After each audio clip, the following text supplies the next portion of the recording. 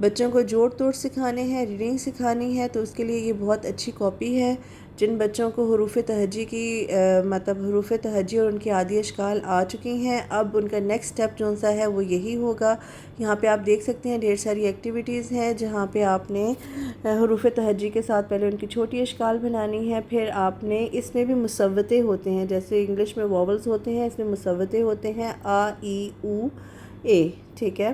اور ان کے ساتھ پہلے انہوں نے 2 حرفی لفظ لکھنا سکھائے ہیں، پھر 3 حرفی لکھنا سکھائے ہیں، پھر 4 حرفی لکھنا سکھائے ہیں، ٹھیک ہے۔ اور ایک مینز الف کے ساتھ، واو کے ساتھ، اور چھوٹی یہ کے ساتھ اور بڑی یہ کے ساتھ انہوں نے ڈھیر ساری ایکٹیویٹیز دی ہیں جو کہ بچوں کو بار بار بچے کریں گے، ری انفورس ہوگا۔ بہت ہی اچھی کاپی ہے، ٹوٹلی ریکمینڈڈ ہے۔ اس کا کمپلیٹ ریویو میرے چینل پر موجود ہے، آپ وہاں سے دیکھ سکتے ہیں۔